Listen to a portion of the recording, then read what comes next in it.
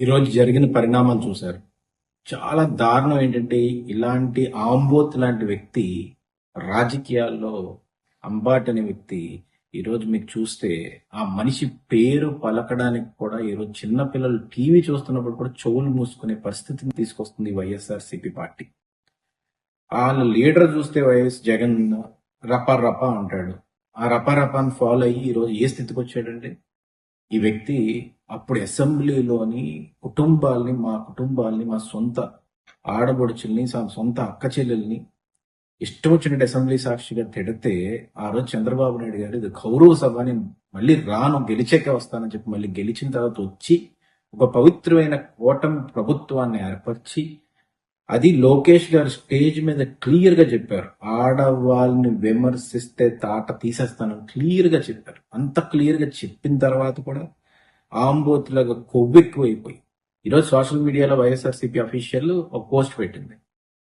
ఈ విధంగా ఈ కులానికి సంబంధించిన వాడిని తిడతారా అని.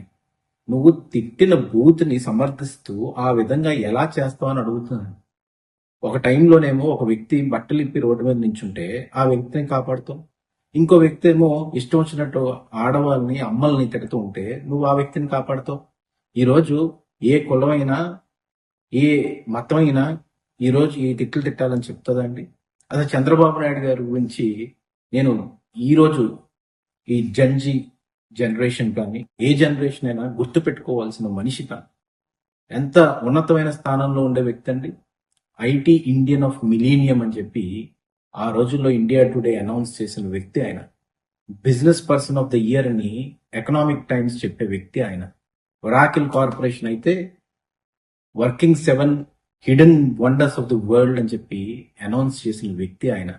ఇలినాయిస్ గవర్నర్ అయితే ఒకరోజు నాయుడు డే అని చెప్పి 1998 రోజు సెప్టెంబర్ 24వ తేదీని అనౌన్స్ చేసిన వ్యక్తి ఆయన. ఈ రోజు ప్రపంచవ్యాప్తంగా ఆంధ్రప్రదేశ్ ని ఒక వైపు చూసేలాగా చేసి ఈరోజు అమరావతి అనే కొత్త క్యాపిటల్ కట్టడానికి కూడా ఎంత దమ్ముండాలండి.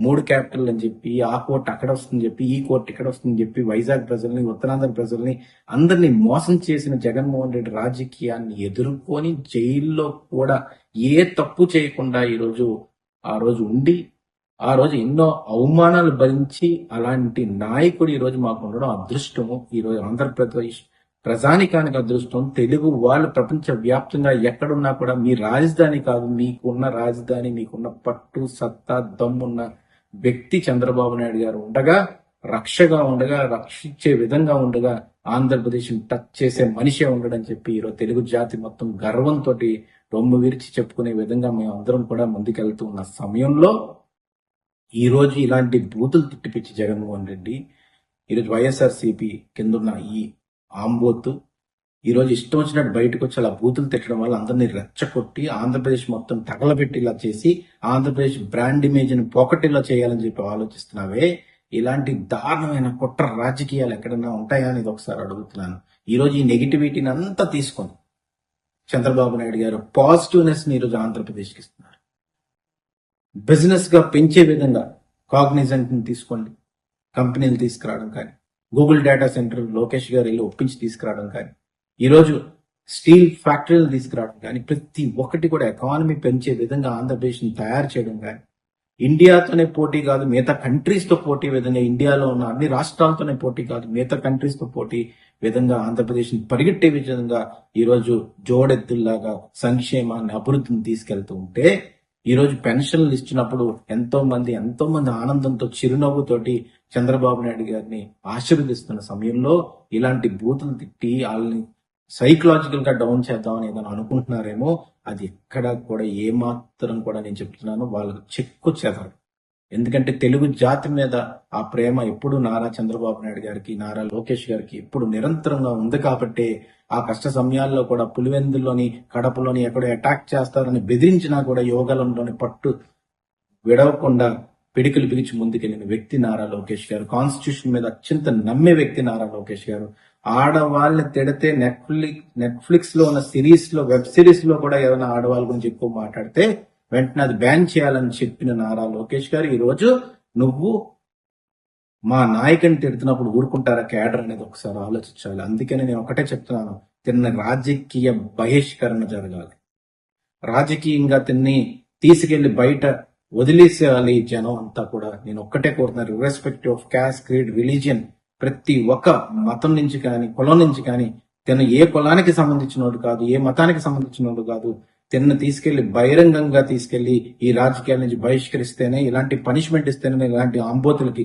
ఎందుకు నేను ఇంత గట్టిగా మాట్లాడుతున్నానంటే, ఆ రోజు చూస్తే సుకన్య అనే అమ్మాయి తోటి ఆడియో కాల్ పెట్టి మసాజుల గురించి మాట్లాడి ఇంత స్టూప్ డౌన్ లెవెల్ కి దిగజారిన ఈ వ్యక్తి ఈ రోజు ఒక ప్రపంచ స్థాయిలో ఉన్నత స్థాయిలో ఉన్న వ్యక్తి గురించి మాట్లాడడం అనేది దారుణమైన విషయం.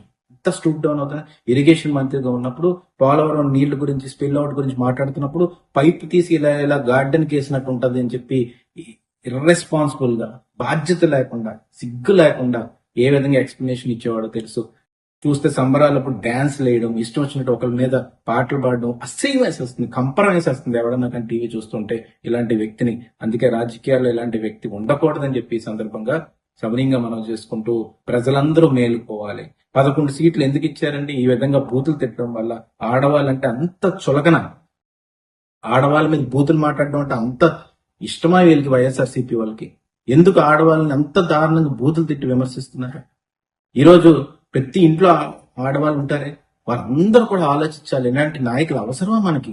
చదువుకునే వాళ్ళు రావాలి, చదువుకుని సాంప్రదాయం తెలిసిన వాళ్ళు ఉండాలి, నాయకత్వం విలువలు తెలిసిన వాళ్ళు ఉండాలి. నారా చంద్రబాబు నాయుడు గారు, నారా లోకేష్ గారి లాగా, పవన్ కళ్యాణ్ గారి లాగా, నరేంద్ర మోడీ గారి లాగా. అందుకే ఈ కూటమి ప్రభుత్వాన్ని ముందుకు తీసుకెళ్లి ఇలాంటి రాజకీయంగా నాయకులను కూడా వీళ్ళని అనకూడదు.